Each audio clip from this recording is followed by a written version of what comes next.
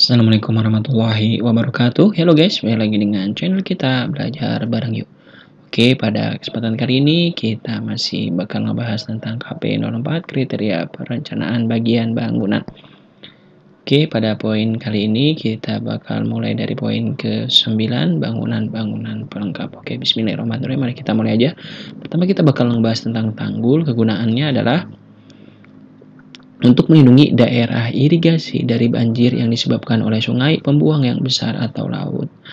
Biaya pembuatan tanggul banjir bisa menjadi sangat besar jika tanggul itu panjang dan tinggi, karena fungsi lindungnya yang besar terhadap daerah irigasi dan penduduk yang tinggal di daerah ini.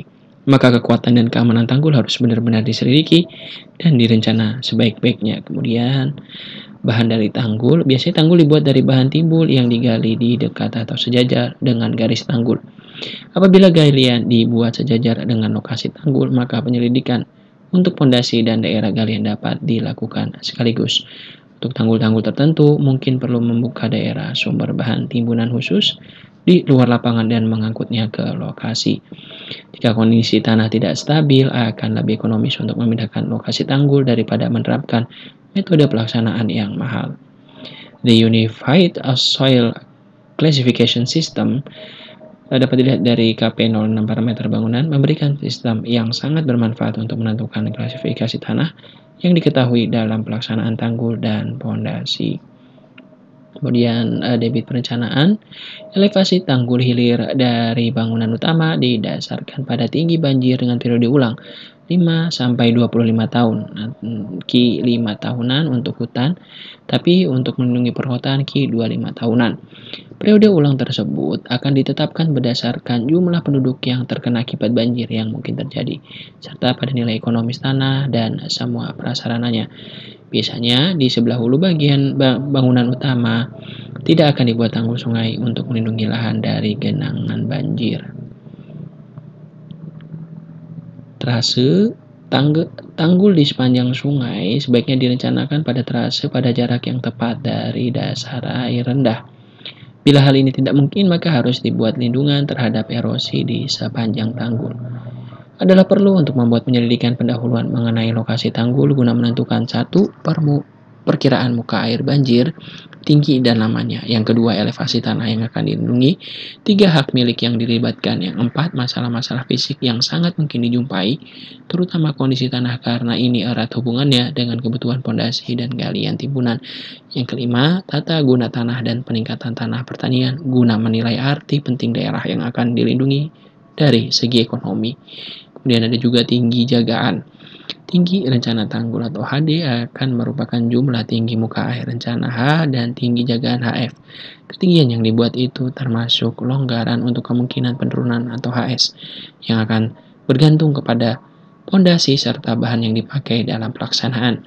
Tinggi muka air rencana yang sebenarnya didasarkan pada profil permukaan air.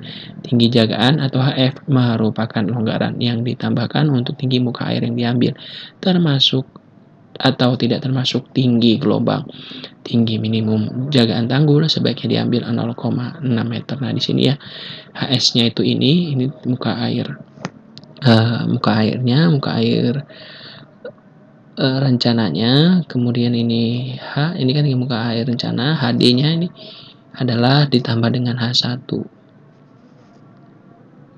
Nah, HS ini adalah ketinggian yang dibuat untuk termasuk longgaran untuk kemungkinan terjadinya penurunan. Berarti tingginya seginilah ya. Di HS itu berarti kalau misalnya bisa terprediksi penurunannya berapa, maka disitulah tinggi jagaannya. Maka biasanya diambil 0,6 meter atau 60 cm tinggi jagaannya. Kemudian kita lanjut ke lebar atas. Untuk tanggul tanah yang direncanakan guna mengontrol kedalaman air kurang dari sama dengan 1,5 meter, lebar atas minimal tanggul dapat diambil 1,5 meter. Jika kedalaman air yang akan dikontrol lebih dari 1,5 meter, maka lebar atas minimum sebaiknya diambil 3 meter. Lebar atas diambil sekurang-kurangnya 3 meter jika tanggul dipakai untuk jalur pemeliharaan. Selanjutnya kita akan membahas tentang kemiringan talut. Pada tampilan 9.1 diberikan harga kemiringan talut. Harga yang dianjurkan untuk tanggul tanah homogen pada pondasi stabil yang tingginya kurang dari 5 meter. Jika pondasi tanggul terdiri dari lapisan lulus air atau lapisan yang rawan terhadap bahaya erosi bawah tanah atau piping, maka harus dibuat parit halang atau cut off trench yang dalamnya sampai sepertiga dari kedalaman air. Bisa dilihat pada gambar 9.2. Nah, ini adalah harga-harga kemiringan talut yang dipersyaratkan yang seperti pada ini ya, bahasan sebelumnya. Kemiringan untuk sungainya berapa, kemudian untuk kemiringan talut tanahnya ini berapa. Ini vertikal berbanding horizontal ya teman-teman ya. Nah, ini dia, ini parit halangnya nih. Kalau misalnya tadi dia lulus, dibuat dari tanah yang lulus ya. Tanah yang lulus air atau terlewat air, lapisan yang rawan terhadap bahaya erosi tanah, maka dibuat parit halang atau cut off trench. Selanjutnya kita akan membahas tentang stabilitas tanggul. Tanggul yang tingginya lebih dari 5 meter harus dicek stabilitasnya dengan metode stabilitas tanggul yang dianggap sesuai. Metode yang disarankan dijelaskan pada KP 06 parameter bangunan. Apabila tanggul melintas di saluran lama, maka dasar tanggul harus diperlebar di bagian samping luar. Lebar tambahan ini sekurangnya sama dengan tinggi tanggul HD di atas elevasi tanah asli. Bagian atas dasar yang diperlebar sebaiknya tidak kurang dari 0,3 meter di atas elevasi asli tanah, serta kemiringannya harus cukup agar air dapat melimpas dari tanggul. Kemiringan timbunan tambahan tidak boleh lebih curam dari kemiringan asli tanggul. Nah, ini bahunya, ini lebar tambahannya, permukaan tanah alisnya di sini. Nah, ini adalah saluran yang lama tingginya segini. Ini adalah tanggulnya ya teman-teman ya. Gambar 9.3, dasar yang diperlebar pada lintasan saluran. Nah, ini dasar yang diperlebar nih pada lintasan saluran. Kemudian untuk tanggul dengan kedalaman air rencana lebih dari 1,5 meter, maka tempat galian bahan harus cukup jauh dari tanggul agar stabilitas dapat dijamin. Garis yang ditarik dari garis air rencana pada permukaan tanggul melalui pangkal asli tanggul sebaiknya lewat dari bawah potongan melintang galian bahan. Jika tanggul mempunyai lebar atas yang kecil atau sempit, maka bahu atau berm bagian tambahan harus cukup lebar guna mengakomodasi jalur pemeliharaan selama muka air mencapai ketinggian kritis. Fasilitas ini harus disediakan di semua potongan jika bagian atas tanggul tidak dipakai sebagai jalur pemeliharaan. Galian bahan yang ada di sepanjang tepi air harus dibuat dengan interval tertentu guna memperlambat kecepatan air yang mengalir di sepanjang pangkal timbunan. Galian semacam ini juga berfungsi sebagai tempat menyeberangkan alat-alat pemeliharaan selama muka air rendah. Intervalnya tidak lebih dari 400 meter dan lebar minimumnya 10 meter. Poin 9.19 Poin 9.1.9 pembuang. Fasilitas pembuang harus disediakan untuk tanggul yang harus menahan air untuk jangka waktu yang lama. Tanggul banjir biasanya tidak diberi pembuang. Pembuang terdiri dari 1. Parit di pangkal tanggul. 2. Saringan pemberat atau reverse filter, baik yang direncanakan sebagai pembuang pangkal tanggul maupun sebagai pembuang horizontal. Untuk tipe-tipe pembuang yang disebut terakhir ini gambar 9.4. Nah, ini dia contohnya teman-teman. Gambar 9.4 pembuang pada tanggul. Untuk yang A ini pembuang di kaki tanggul. Kemudian yang B ini adalah pembuang horizontal. Timbunan homogennya di sini. Kemudian ini ada filter peralihan. Kemudian kalau yang B ini timbunan homogen, ini ada filter peralihan juga. Nah, di sini ada pembuang dari batu atau kerikil. Selanjutnya kita akan membahas tentang lindungan lereng terhadap erosi oleh aliran air, baik yang berasal dari hujan maupun sungai, bisa berupa tipe berikut: 1. Rumput, 2. Pasangan batu, 3. Pasangan atau lainnya. Yang keempat adalah pelonjok. Rumput pelindung yang memadai hendaknya diberikan pada permukaan tanggul yang melindunginya dari bahaya erosi akibat limpasan air hujan pada tanggul. Sedangkan jenis lindungan lainnya dipakai untuk lindungan terdapat aliran air di sungai atau saluran. karena ketiga jenis yang lain ini cukup mahal. Mereka hanya digunakan untuk bentang pendek. Selanjutnya, 9.2 fasilitas eksploitasi. Yang pertama ada komunikasi. Komunikasi merupakan hal pokok bagi jaringan irigasi yang dikelola dengan baik.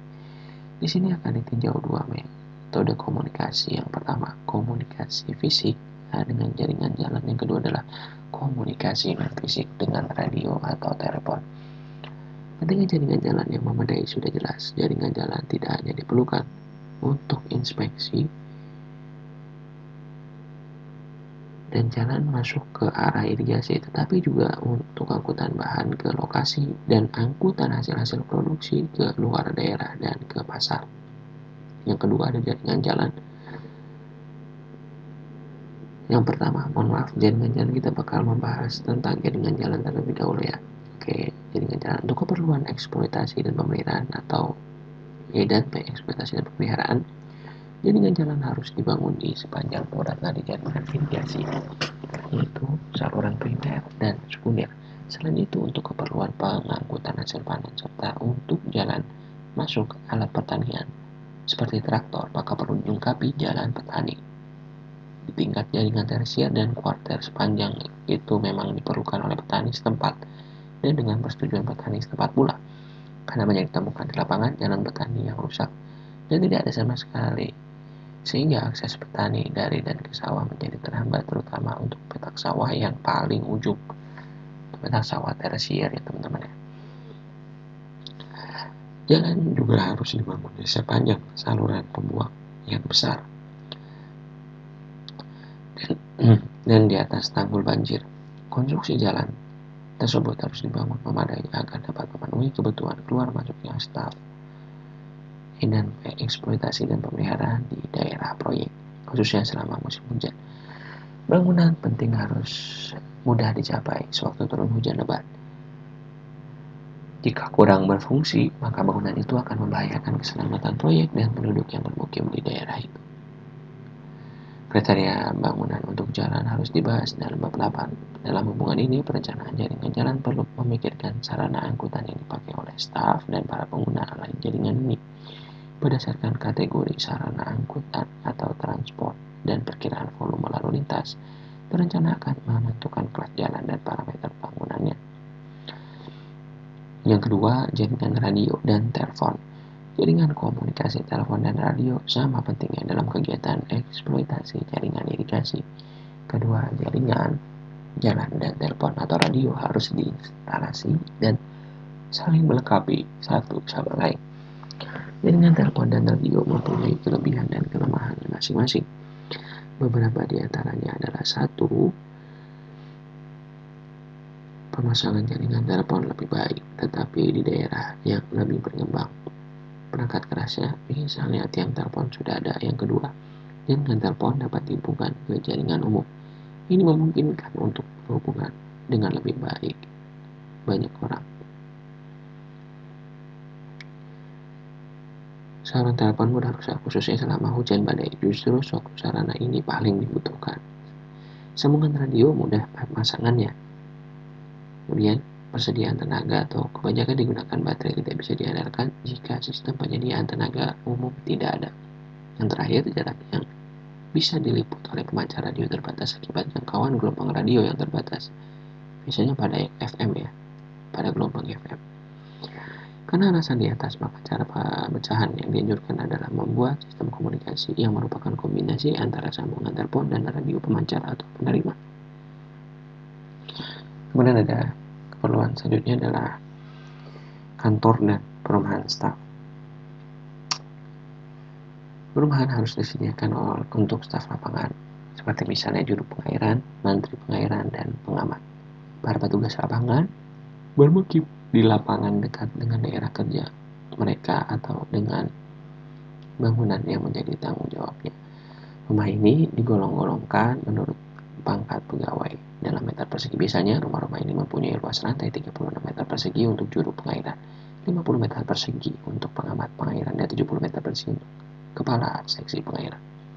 Pengamat memerlukan sebuah kantor kecil paling tidak 36 meter persegi yang biasanya merupakan salah satu bagian dari rumahnya. Standar untuk rumah-rumah ini diberikan oleh Direktorat Jenderal Cipta Karya bekerja sama dengan para pejabat setempat seperti Dinas Pekerjaan Umum dan Direktorat Tata Bangunan. Luas lantai untuk kantor kepala seksi juga distandarisasi di tiap-tiap provinsi. Selanjutnya ada sanggar tani. Sanggar tani sebagai sarana untuk interaksi antara petani dan petugas irigasi dalam rangka memudahkan penyelesaian permasalahan yang terjadi di lapangan. Pembangunannya disesuaikan dengan kebutuhan dan kondisi petani setempat serta letaknya di setiap bangunan sadap atau off-take tersier dan bangunan bagi sekunder. Disarankan pada off-take tersier berukuran 3x3 meter persegi, sedangkan di bangunan bagi berukuran 3x4 meter persegi. Sedangkan konstruksinya bangunan beratap tanpa dinding. Lalu kita akan membahas patok hektometer. Nah, patok hektometer ini untuk mempermudah identifikasi dan orientasi di lapangan. Patok-patok hektometer harus ditempatkan di sepanjang saluran primer dan sekunder di sepanjang tanggul. Patok ini akan menunjukkan atau singkatan nama saluran irigasi dan pembuangan dari awal saluran atau tanggul dalam hektometer per 100 meter ya.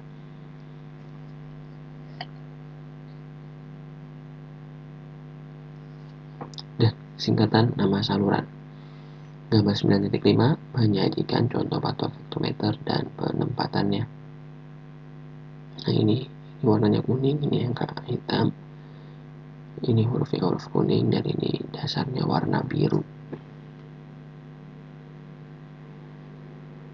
Kemudian ini contohnya ya untuk di tanggul.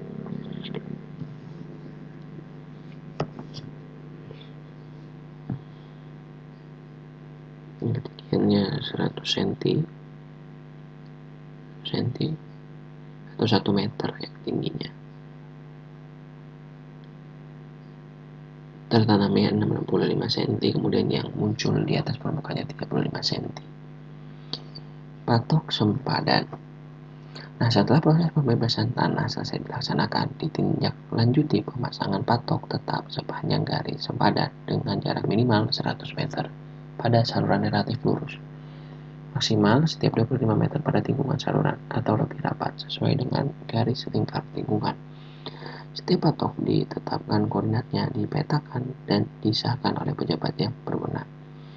Ukuran patok 20 x 20 cm, tingginya 1,6 meter, beton cor dengan perbandingan 1:2:3 dan 1,1 meternya ditanam, sedangkan 0,5 meternya dicat kuning sesuai dengan Permen PU nomor 22 /PRT/M 2006 tentang pengamanan dan perkuatan hak atas tanah Departemen PU. Nah, seperti ini patok sempadannya. Ini tahun perolehannya, ini ada lambang PU, kemudian cat warna khusus, ini batas tanah. Ini muncul di atas tanah, ini di bawah tanah, beton cor 1:2:3 yang ini. Selanjutnya ada petak, ada plat nama. Plat nama untuk saluran dan bangunan berfungsi untuk mempermudah identifikasi. Plat-plat tersebut harus menunjukkan nama saluran dan daerah yang diairi dalam hektar ya. Hektar. Plat-plat ini ditempatkan di awal saluran pada lereng dalam. Plat nama untuk setiap bangunan harus dipasang di tempat yang benar pada bangunan tersebut. Untuk setiap pintu yang merupakan bagian dari bangunan bagi, namanya harus ditunjukkan dengan baja atau pada skala liter untuk alat Romigen. Plat nama memiliki ukuran standar tersendiri.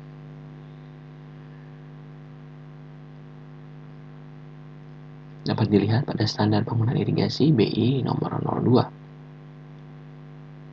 Selanjutnya ada papan pasten. Papan pasten dipasang di setiap bangunan sadap atau bagi.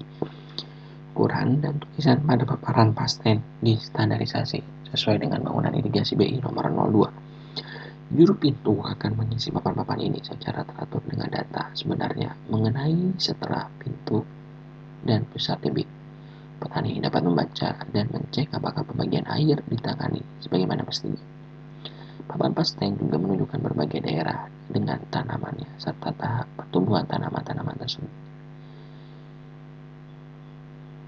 Papan duga muka air.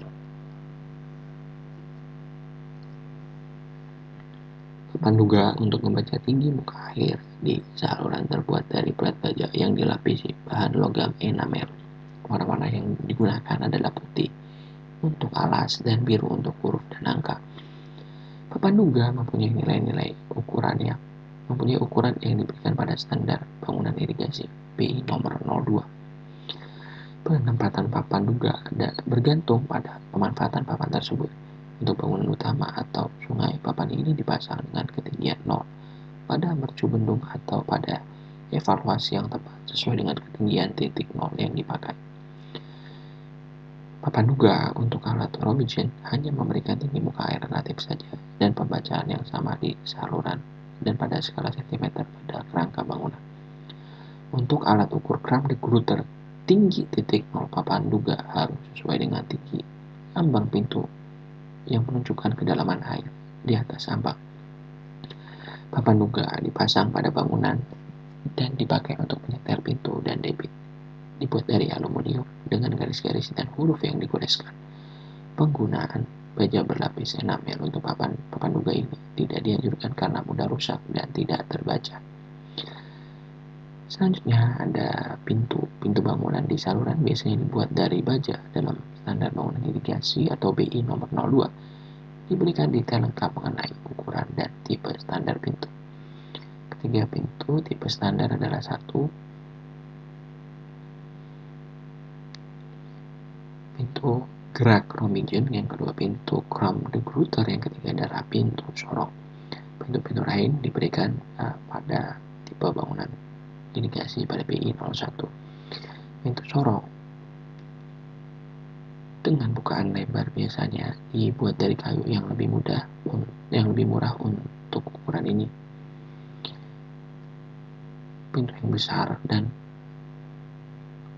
yang besar atau kompleks pintunya biasanya dibuat rumah pintu untuk tenaga eksploitasi agar terlindung dari keadaan cuaca.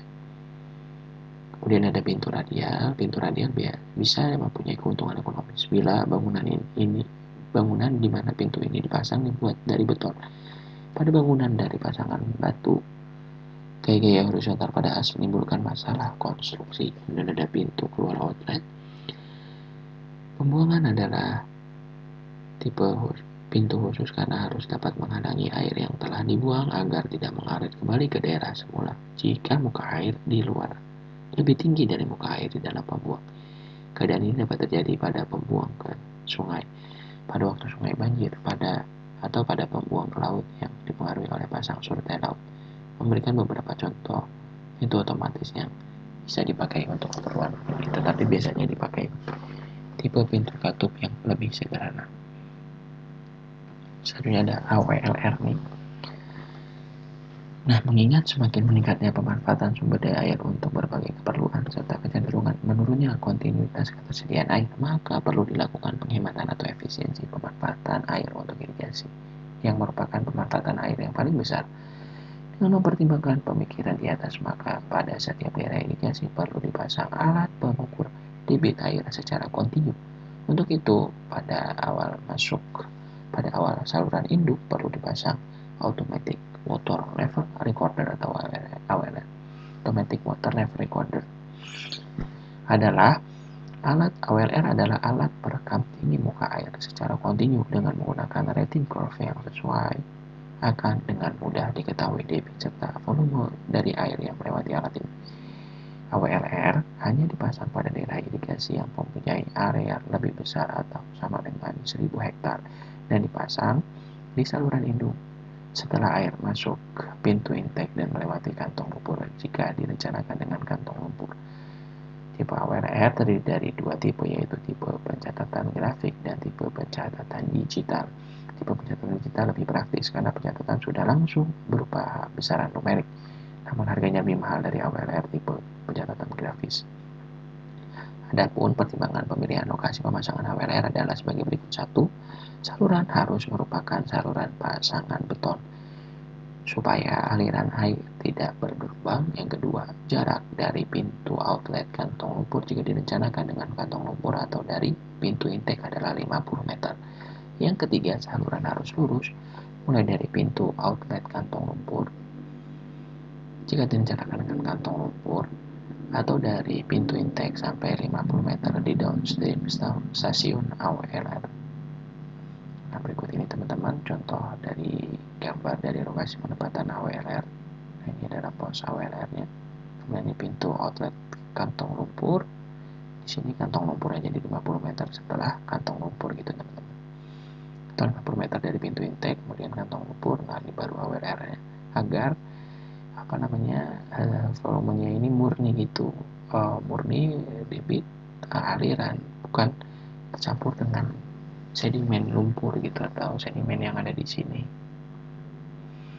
Bangunan-bangunan lainnya, bangunan yang diuraikan di sini dibangun di dan di sepanjang saluran untuk pengamanan selama terjadi situasi yang berbahaya, atau dua, memperlancar aliran di saluran tanpa merusakkan air. Yang ketiga, untuk menciptakan alternatif agar air juga bisa dipakai untuk ternak seperti kerbau dan sebagainya.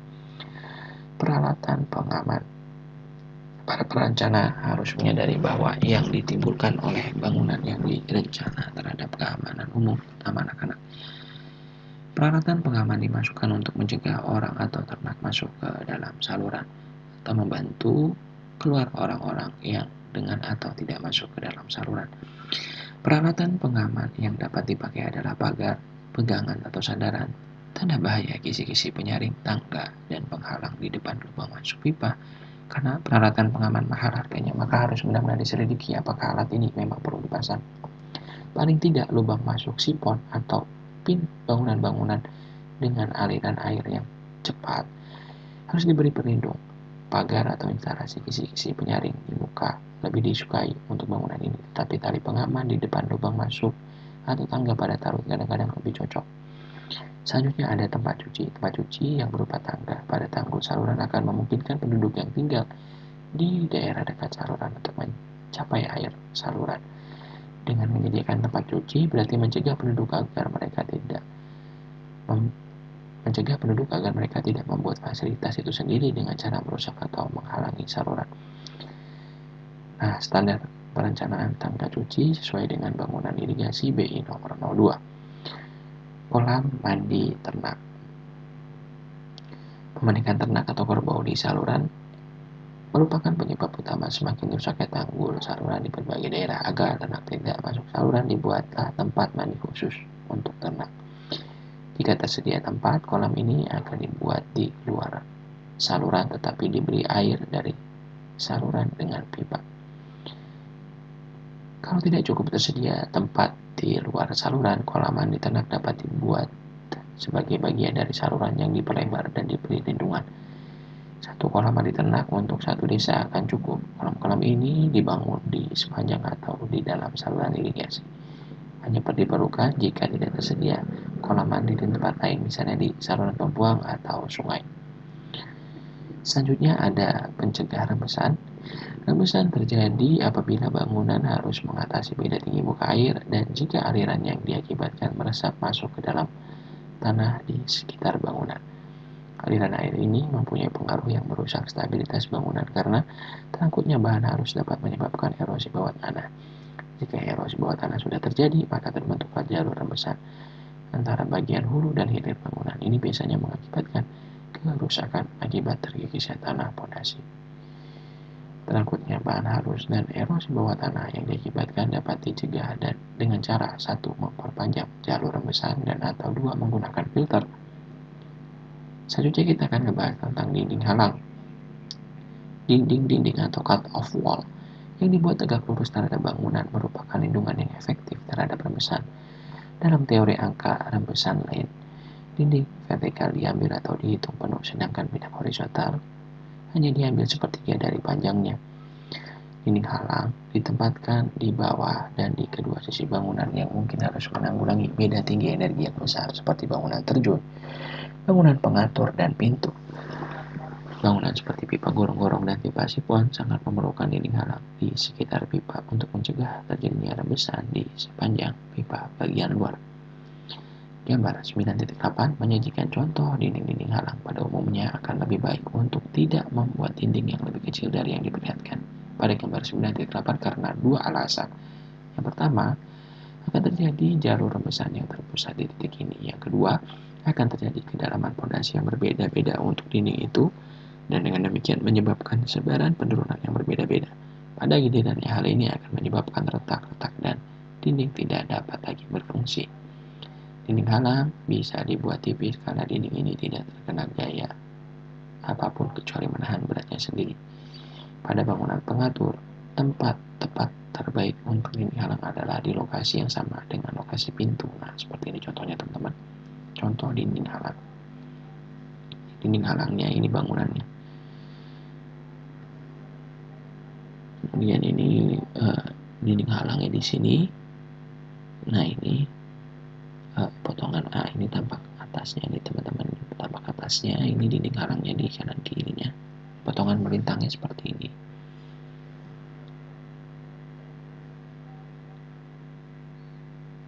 Selanjutnya kita bahas tentang koperan. Koperan dibuat di ujung lapis atau lining keras saluran atau bangunan. Koperan mempunyai dua fungsi. Yang pertama, lindungan terhadap erosi. Yang kedua, lindungan terhadap aliran rembesan yang terkonsentrasi. Koperan dibuat pada kedalaman minimumnya 0,6 meter. Gambar 9.9 menunjukkan beberapa contoh koperan dan metode pelaksanaannya. Nah, ini tipe konstruksi koperan. Contohnya seperti ini, koperan di bawah lindungan talut. Kemudian koperan potongan batu, ini timbunan dipadatkan dengan baik. Kemudian koperan pada ujung pasangan, ini koperan ini. Nah, ini koperan yang ini nih. Ini koperan nih teman-teman. Nah, ini untuk melindungi dari rembesan, kemudian lindungan terhadap erosi. Seperti itu teman-teman. Selanjutnya ada filter. Filter diperlukan untuk mencegah kehilangan bahan akibat aliran air. Filter dapat dibuat dengan satu, campuran pasir dan kerikil yang bergradasi baik. Yang kedua, dengan kain sintesis atau filter alami atau ijuk. Atau ketiga, kombinasi dari keduanya. Ini dia gambar dari konstruksi filter. Ada kerikil yang bergradasi baik, kemudian ada pasir kerikil yang bergradasi baik.